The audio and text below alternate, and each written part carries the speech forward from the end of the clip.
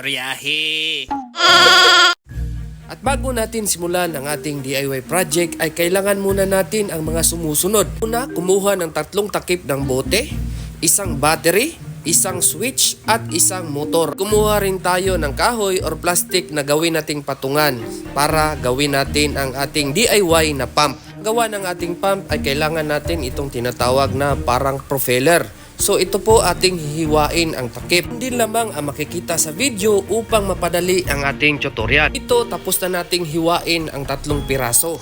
At ang susunod na bahagi ay ang pagdikit nitong 3 piraso. Gumamit lang tayo ng stick glue dito upang makamenos naman. Siguraduhin mabuti na mainit na ang ating stick glue gun upang dumikit ito ng mabuti. Pagkatapos nating pagdikitin lahat ay ito na ang kanyang itsura. Susunod naman natin na gagawin ay kumuha ng hose at hiwain ito ng patagilid at idikit natin ito sa takip ng bote. Sa pagbubutas ng ating takip ay gumamit tayo ng soldering iron upang mapadali ang ating trabaho at dito rin sa gilid ay kailangan nating butasan. At pagkatapos nito ay lagyan natin ng stick glue upang malagay na natin ang ating motor kagaya nito. Susunod naman ay ididikit natin itong ginawa natin 3 pieces kanina upang ito ang magsisilbing hihigop ng tubig para makagawa tayo ng pump. Kailangan talaga natin ng stick glue upang madikit natin ang hose at ang itong binutasan natin na takip. At kagaya na makikita sa video ay pagdikitin lamang ito gamit ang stick glue pa rin mga kaibigan.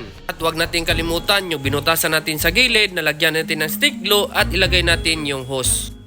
At ito na, gawa na ang ating DIY na water pump. Dahil tapos ng ating pump ay dikit na natin ito sa kaperasong kahoy at lagyan din natin ito ng battery at i-connect natin ito gamit ang wire na may switch. Pagdikit natin ito dito sa kaperasong kahoy gamit ang stick glue at huwag din natin kalimutan na ipagdikit ang mga wires upang makabuo tayo ng simple circuit. At dahil tapos na nating pagdikitin ang ibang piraso ay kailangan na natin itong hinangin. Ang pula, ito po yung tinatawag natin na positive at ang black naman ay ang negative side ng dynamo or ng motor natin.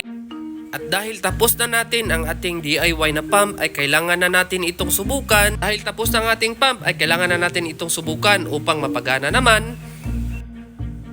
At ito na mga ka-DIY ay gumagana naman ang ating ginawang water pump. At kung gusto nyong gayahin ang ating video ay maaari nyong i-post lamang ito or balikan nyo ang pagtingin nito upang makagawa rin kayo ng sa inyo. Maraming salamat sa inyong lahat. Ganito lamang kadali ang paggawa ng DIY pump. Maraming salamat.